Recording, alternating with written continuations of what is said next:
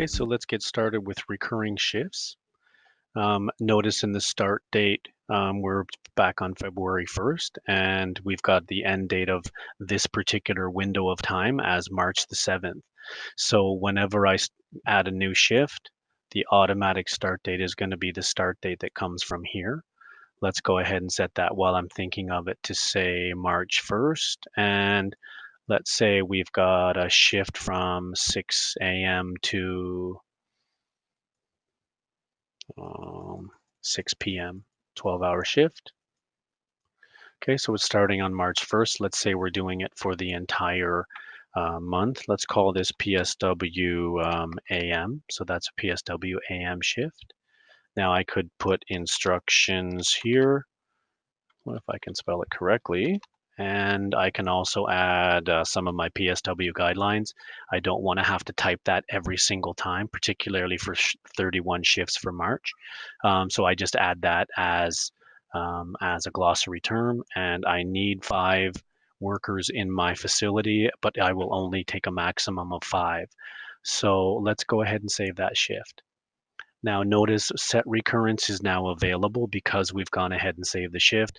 I can also change the color if I'd like as well. I have some more opportunities. I don't have a roster on here yet, but if I wanted to recur this shift, let's say I needed to recur it every day, I don't want to have to copy it 31 times.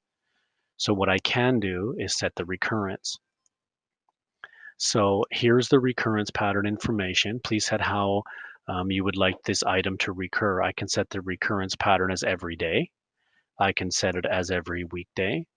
I can set it weekly as just say, for example, on Sundays. I could do that weekly as well. I can set it monthly on the 25th of the month, or the second Monday of every month, or the second Monday of every 2 months. Or I could do it on the March the 25th every year. There's lots of flexibility here about the way that you may need to create recurring shifts. But let's go back to daily, and let's imagine that at our facility, we need 5 PSWs every day at our large facility. Once I've set the top part, now let's look at the range of occurrence. So it's starting on March the 1st, and that was set in the previous window. And it's going now as far as May. Now for demonstration purposes, I don't need it to go that far. Let's just do it till the end of March. And what we've done is we will send out shifts to our workers for that long. Notice that it's 22 occurrences, so I know that it's every weekday. Let's go to every day, March 31st, and it's 31 occurrences, which makes sense each day. So let's go ahead and create those shifts. Okay, now what's going to happen is all of the shifts get populated here. And notice that I said the 7th of March is the limit of our time, which means I don't see anything except one day beyond that. Let's go ahead and change that out until sort of early in April. Then we can see the entire month. So what that's done is saved me an incredible amount of time in having to either hand do that on paper or in Excel.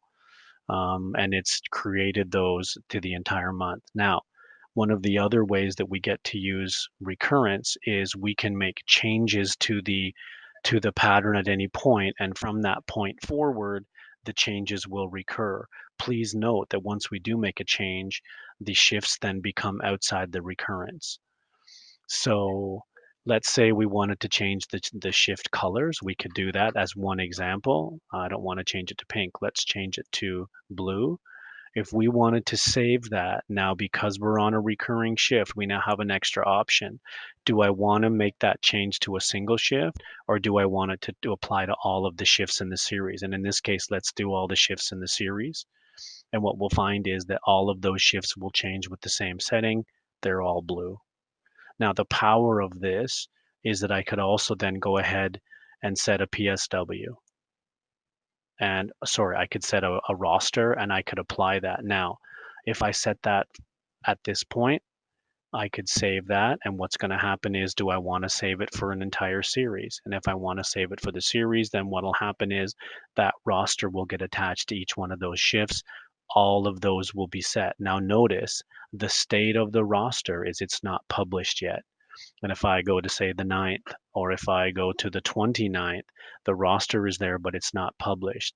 Now, if I wanted to publish that for everyone, I would go through the same process again. I guess the teaching point for administrators is before you recur, or shortly after, when you have all of your shifts, when you're creating your shifts, if you think about the settings that you'd like to have, save those in the shift, and then when you recur them, they'll apply to all of the shifts you create in the month. So that's the very beginnings. That's the first of our little videos on creating recurring shifts.